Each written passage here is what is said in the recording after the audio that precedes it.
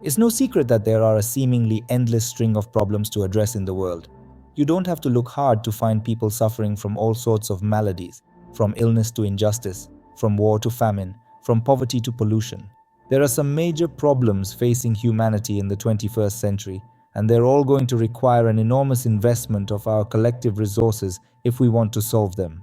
From climate change to global pandemics to the energy and water crises and more, none of these problems are going to solve themselves. If they're to be solved at all, it's going to come down to humanity's collective actions. But where does that leave the scientific research that doesn't directly relate to these crises? As beautiful and enlightening as the recent James Webb Space Telescope pictures are, astronomy and astrophysics isn't going to keep the seas from rising.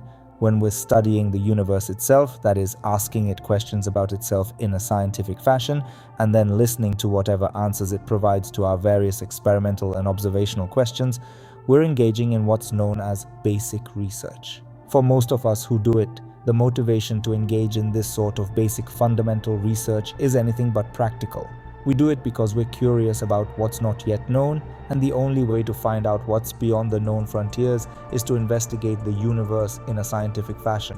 If having our curiosities sated were the only spoils of these pursuits, it might be easy to craft an argument that it's a frivolous waste of resources to spend so many of our collective resources on an endeavor that has no practical application to the substantial problems we face in society. Simply gaining knowledge for knowledge's own sake, although that might be an intellectually noble way to spend one's time, isn't going to help humanity in either the short term or long term. At least that's the common argument that people make against the value of basic research with no foreseeable applications. But let's take a closer look at basic research and see whether it truly, even when conducted purely for its own sake, doesn't help humanity in some remarkable ways after all. One of the most oft criticized experiments in the world today is the Large Hadron Collider at CERN, costing humanity upwards of $10 billion to build, and with energy costs that rise ever higher to keep it operating, it's been derided as a disappointment to anyone who hoped it might have found new particles that would have taken us beyond the standard model. Instead, it's found the Higgs boson and nothing else that hadn't been discovered before, albeit it's measured those previously discovered particles in never-before-seen abundances, composite configurations, and with greater precisions than ever.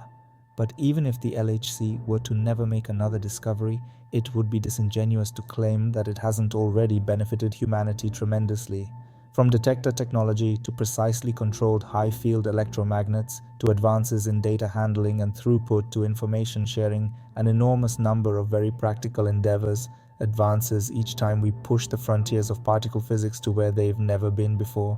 The World Wide Web itself was invented at CERN to help address precisely some of these concerns more than 30 years ago. The technological advances we're making today, the very advances that enable the LHC's modern experiments, will no doubt pay practical dividends over the years and decades to come. In the realm of spaceflight, many anti-poverty workers were among the biggest critics of the Apollo program. With so much suffering on Earth, the question typically went, why would we invest in going to the moon, something with no immediate practical benefit to those most in need on our own planet? And again, that from a certain point of view had a kernel of truth to it. There were and still are problems here on Earth: war, hunger, inequality, injustice, pollution, etc. that going to the moon wouldn't and didn't address at all. While it might be interesting from a scientific point of view to send humans to the moon to investigate the lunar surface, install scientifically valuable equipment there, conduct experiments, and return samples back to Earth, it's not like the Apollo program helped us solve problems back here on Earth. Except the Apollo program led to a tremendous number of useful spin-off technologies whose economic benefit, what investors call ROI, return on investment, far outstripped the cumulative amount that we spent on it.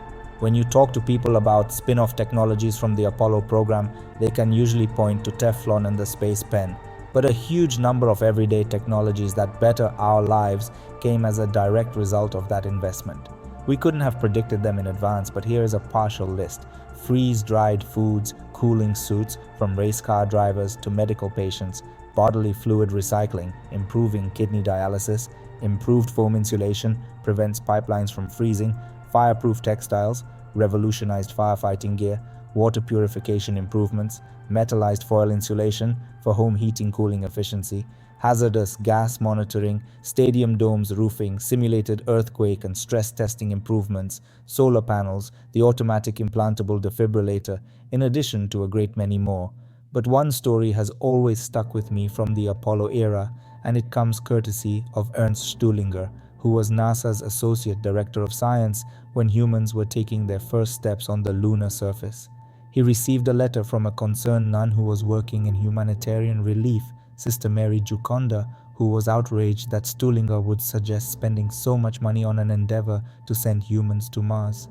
With all the suffering in the world, she wondered why invest in this type of science. Stuhlinger wrote back, telling a story from his home country, Germany, from hundreds of years prior. He talked about life in feudal Germany, and in particular in a region that was governed by a benevolent but eccentric count. The count kept his people relatively well-fed and safe from invaders, but was also a scientifically curious individual. When he was shown that one of his subjects had been tinkering with optical lenses in series to greatly magnify what the unaided human eye could see, he became delighted. For the first time, humans were discovering what we now know as the microscopic world, the world of germs, cells, and other entities that were simply too small to be visible to the unaided eye. The Count gave this man a place in his court and continued to employ and encourage him in his investigatory endeavors. Then, the fortune of the Count's region changed. A plague hit, and many people were suffering. There was not enough food, and disease began to run rampant as well. The Count pivoted in order to devote a large share of his resources towards feeding and treating his people. But despite public calls that he quit wasting resources on employing the eccentric lens maker, the Count refused. "I give you as much as I can afford," the Count said to the people, "but I will also support this man and his work, because I know that someday something will come out of it." Indeed, something did come out of it, although it wouldn't be within the Count's or the lens maker's lifetime: the microscope. Arguably, the greatest tool we've ever developed in the history of biology and medicine came about because we were willing to invest in the exploration of the unknown. The benefits to future generations were far, far greater because of a small amount of resources that were invested not into dealing with an immediate crisis, but rather for the long-term benefit of all of humanity. There's never a guarantee that what we're going to find will be useful down the road, and it's often impossible to predict what sort of practical applications will arise anytime we look at the universe in ways we never have before, but oftentimes that's where the greatest advances of all are awaiting. When we discovered electromagnetism, we had no way of knowing it would lead to the radio, the television, and the entire telecommunications industry. When we discovered quantum mechanics, we had no idea it would lead to the transistor, the electronic computer, and all of modern electronics. When we discovered nuclear physics and the secret locked within the atom, we couldn't have envisioned that it would lead to medical anti-cancer therapies, as well as diagnostic tools like magnetic resonance imaging machines. No doubt, although it might be difficult to foresee what they will be, investing in basic research at the frontiers of science is bound to pay off down the road in ways that are virtually unimaginable today. And yet, there's another reason, completely unrelated to whatever downstream technological benefits may arise from investing in science, that we should pursue such ends. All of society benefits when we are collectively inspired. We cannot spend all of our time and resources thinking solely about mundane terrestrial concerns, as events on Earth frequently divide us from one another. But one look towards the depths of space always reminds us of the same grand truth. There's a remarkable and vast universe out there, and in all of it, Earth is the only place we've ever found that's friendly to life forms like us. But there's another truth that gets to a different aspect of the problem, one that's implied but never stated. That's important to discuss. If we did stop funding basic research and instead devoted those resources towards the immediate problems we deemed more important, those paltry scientific investments, even if redirected, would be woefully insufficient to solve the problems at hand. Climate change is a multi-trillion-dollar problem that requires collective action on a global scale to solve. Global hunger, poverty, inequality, and pandemic prevention all require additional investments, and again global coordination, reaching well into the hundreds of billions of dollars if they're to be adequately addressed. Nuclear fusion, a scientific endeavor that would, if it were achieved in a scalable, widely deployable fashion, solve the energy and climate crises in one fell swoop, receives less funding annually than peanut subsidies do in the United States, the reality is that there are many worthy efforts to invest in that increase the collective good for humanity in the world in both the short term as well as the long term. There are plenty of places where it might make sense to pinch pennies, but the idea that it would benefit humanity to invest less in basic research, the driver of all future innovation and one of the few societal investments that historically has always yielded greater returns than the amount we've invested in it, is a baseless idea with a mountain of evidence opposing it. And still, the greatest reason to continue exploring the universe isn't because it's profitable, nor because it's beneficial, nor even because it's inspirational, although it truly is all three of those things. The reason we explore the universe is because it's there and because we can, and our quest for knowledge beyond the present frontiers is what compels us to push the collective endeavor of human civilization forwards. In some senses, we're nothing more than specialized apes, capable of altering the world in profound ways, but not yet wise enough to cease from plundering the very resources we need in order to ensure a future where humanity can sustainably thrive.